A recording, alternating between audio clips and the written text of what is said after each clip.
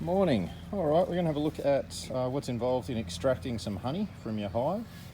So the things I'm going to need obviously is some frames full of honey. That's my decapping fork, so that allows me to take all the caps off the top of the honey. I use a plastic tub to put the frames in. You can see there's bees all over it already, so they will be attracted to the honey. So as much as you can seal it up will be helpful. And then the equipment we'll need is a willing assistant. Hello Lottie. This is an extractor. It wasn't a super expensive one, but it is a stainless steel. It's a manual operation, so not an electrically driven one.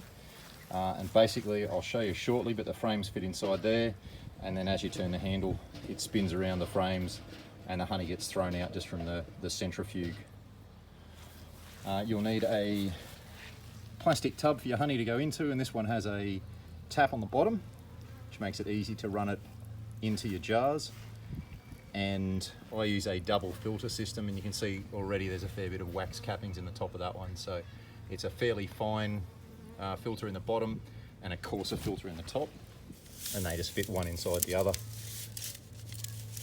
fairly snugly, like so. You can see that that's a fair bit finer for the second one, so that just gets rid of all of the cappings that are still in your honey, any dead bees that are in there, and any debris. It's up to you. You can do multiple filter. I find that just the double filter is good. You'll still get some pollen and some impurities into your honey, but I think that's all part of the game. So let's have a look at the process. Okay, so we're going to have a look at the actual extraction process now. So what you're looking for in your frame is a really good full frame of capped honey. So this is just a wax capping that's over the top. And you can see just on the edge there's a couple of cells that aren't completely sealed off, so they'll be more pollen than honey. So if your frame's only half full of the cappings, leave it until the bees have completely filled it. You really want pure honey in here. The more of that pollen that you have, or the more of the nectar that you have, the more likely you are to have honey that goes off or honey that doesn't set properly. The process for uncapping it, there's a couple of different tools you can use. If you're only doing 1 or 2 frames like I am today, you can use one of these uncapping forks. Otherwise, there's a few different knives you can get. Some of them are electric and they're heated, so they cut really nicely through the top of the cappings. Otherwise, you can just use a serrated knife, like a bread knife, to cut through. What you're aiming to do is just take the wax cappings off the top of the honey.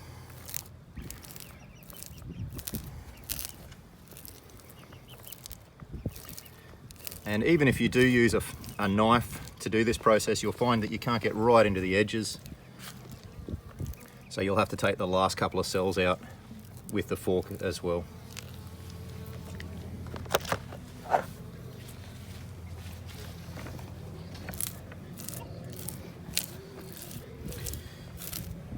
Now with all these cappings, as I'm pulling them off, you can see, oh look out girls, you can see there's still a fair bit of honey inside those cappings. So you want to hold on to those cappings, run them through your double filter, because there's a fair bit of honey still contained in there, but also that wax will be useful. You can draw that out, and there's a few different things you can do with the wax there as well. Once you've uncapped your frame, you want to put it into your extractor.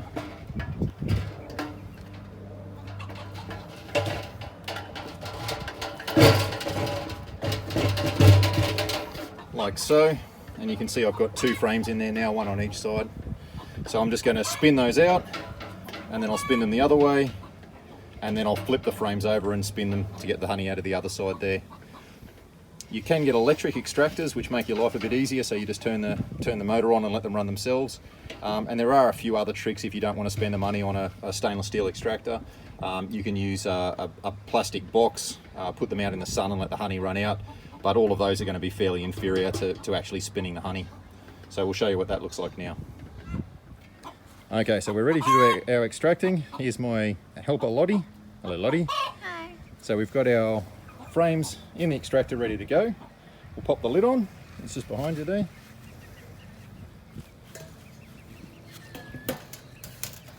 And that's just got a couple of clips to hold the lid on.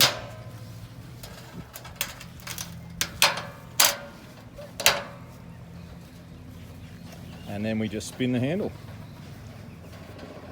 So it doesn't need to be super fast, and you'll find there's kind of a sweet spot for the speed.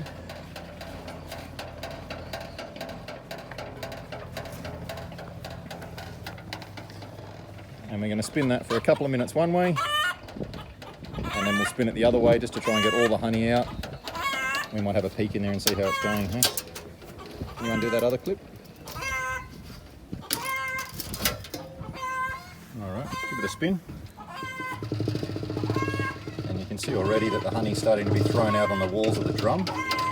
Now initially when you do this, it'll look like there's no honey in there, but if you let it sit for 10 or 15 minutes, especially in the sun, you'll have a puddle of honey down the bottom that just gets gradually bigger and bigger, and that's the honey that we're going to be using.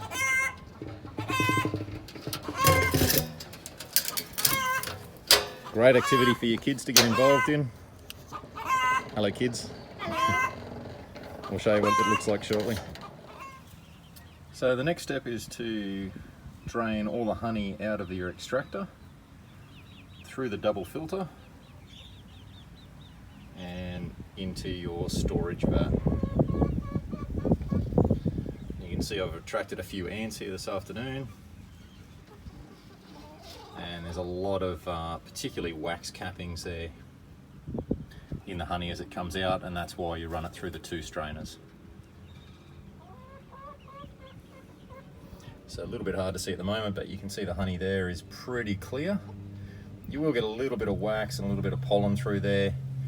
If you really want to be pedantic, you can run it through the filter a couple of times.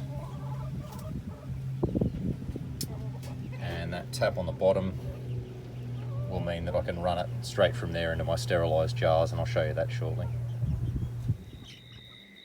And of course the last step is just to put the honey in the jars. So there's my tub with the last of the honey in it. This bucket's got a really convenient tap on the bottom, and you can just open that to pour honey straight into the jars. We just hold on to any cute little jam jars, although you can buy commercial jars if you prefer. It's a good idea to do this somewhere sealed, otherwise you might find some bees come and join you. I like to do it of an evening when the bees are back in the hive. And then any of the equipment that you need cleaned up, you can see the lid's got a fair bit of honey on. I just put back down near the hives and the bees will clean that up and take it back into the hive. There you are, ready to go.